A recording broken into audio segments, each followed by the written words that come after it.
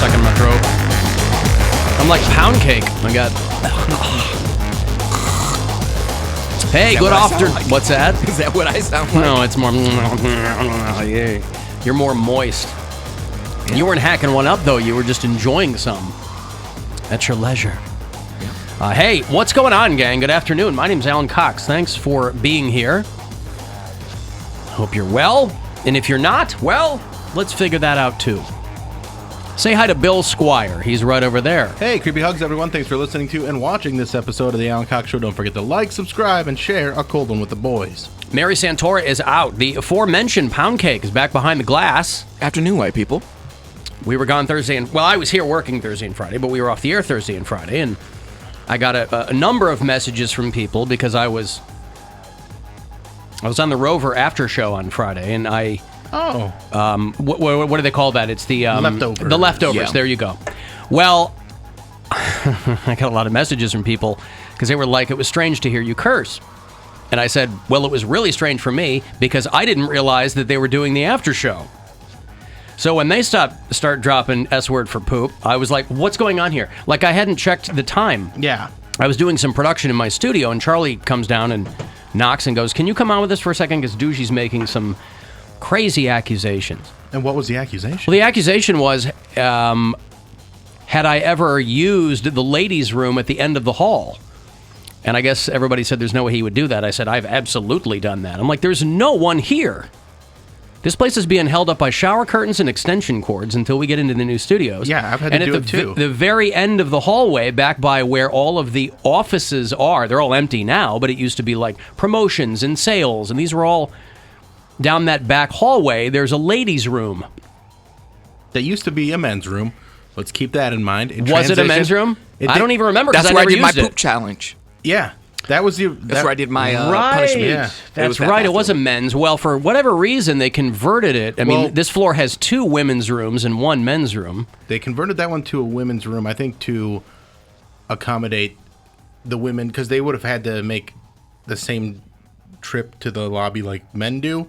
But, I mean... Were there more women working here? Was it like more of a priority? I think it just was further to walk. I don't know. But there was also another women's room. But also not that far to walk. All the way down that they completely like closed off or something. Yeah, because we used to have that end of the floor too. And our footprint here has been, not just recently, for years has been shrinking. When I first came here, that whole other end of this floor, by the other bank of elevators, was all like management offices. Mm-hmm. Like that's where I had my first meeting with the sales department when I got hired here to introduce myself to everyone and tell them what an amazing show this was going to be and blah, blah, blah. But when I got hired, it was a chair graveyard. Oh, was it? I mean, there was still some offices over there, but there was just so many chairs stacked up they were trying to get rid of. Yeah, so anyway, it took me by surprise for a second because I didn't realize until they started dropping the expletives that they were doing their after show thing. But anyways, it was fun, and if you heard it, it's, every so often I'll go in there and, they'll need me for something. Yeah, it's fun. Anyway. And were they shocked that you used that bathroom?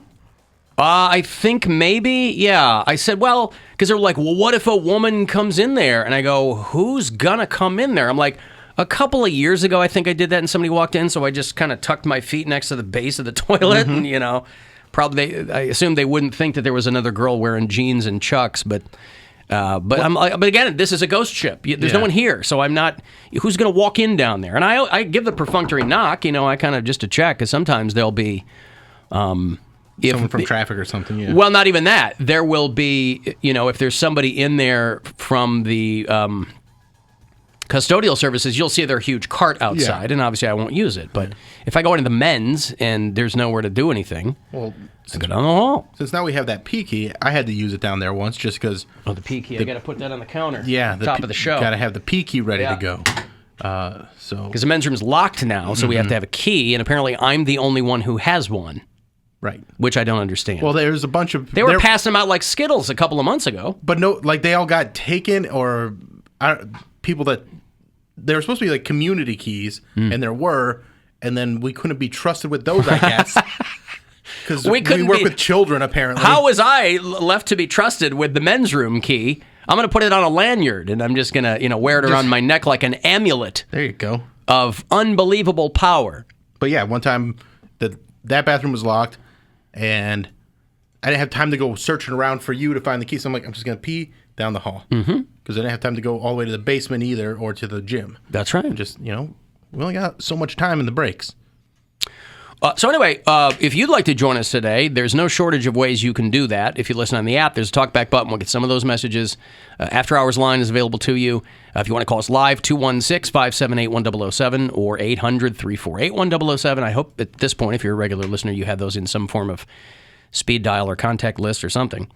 35192 if you want to text. We went to Marc Maron on Friday night. Marc Maron did the State Theater down at Playhouse Square. He did 2 hours and 15 minutes. No opener, right? Just him. No opener, for that very reason, according to him. And we hadn't seen Marc Maron in a long time. He re-aired the Marc Maron segment the last time he was here on this show on Friday afternoon.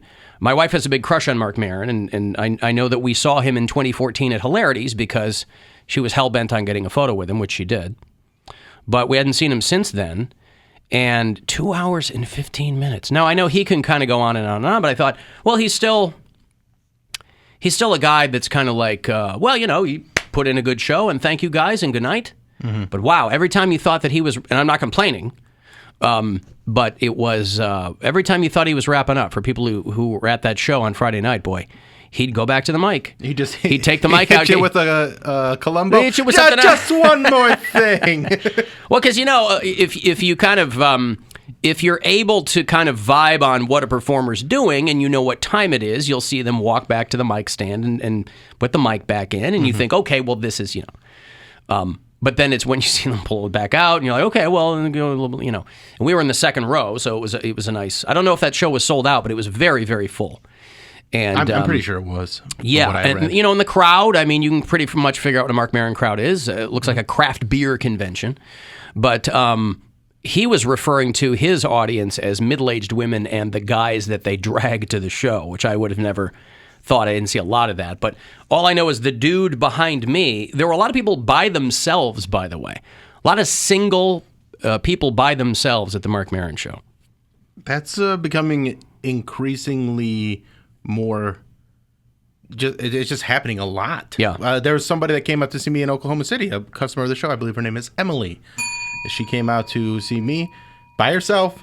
Husband couldn't make it. Sure. So she's like, I'm going to see Bill. Yeah. She made it out. She was very delightful. You made out with her? I was going to say. Oh, she made it out. Sleazeball. Wow. Yeah. Sleazeball. That's a flex. Her husband couldn't make it. She and I made out. out. So we made out. Yeah, he wasn't there. And his loss. It was very fun. I got a lot of stories from my trips to the NWA, Northwest Arkansas. The NWA. Yeah. Ice Cube's a pimp. And Oklahoma. Yeah. So, listen, I was talking to a buddy of mine over the weekend we were still in Mexico and Mastodon came to Cleveland. So I missed that show, so I was bummed out. He ended up going by himself. And I'm like, man, that's the move. Because you can go when you want. You can dip out when you want.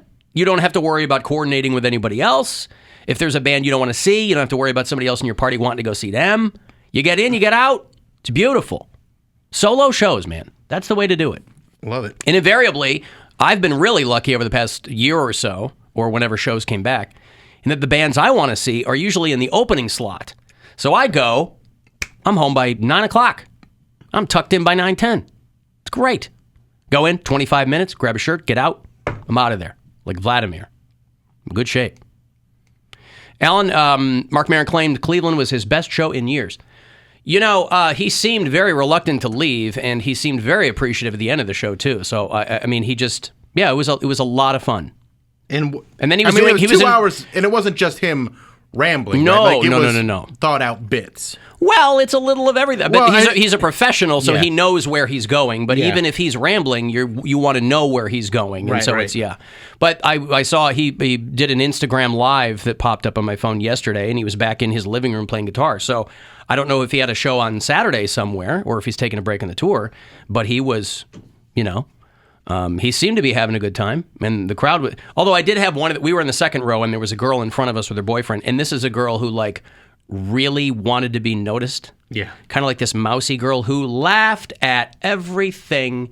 He laughed at everything. Hard, yes. Like, hi, I'm Marc Maron. Like the girl that was heckling Jerry Kramer's Yeah. date. She's like, that's so true. Oh, young girl too, not like a middle-aged lady, but a great show. Love Marc Maron and a huge, huge fan. I got to take a break here. I'll have another chance for you to grab $1,000 coming up at 2:30, so it's a chance for you to go fund yourself, so listen for that. If you want to text for anything in the break, 35192, and we'll be back. It's the Alan Cox Show.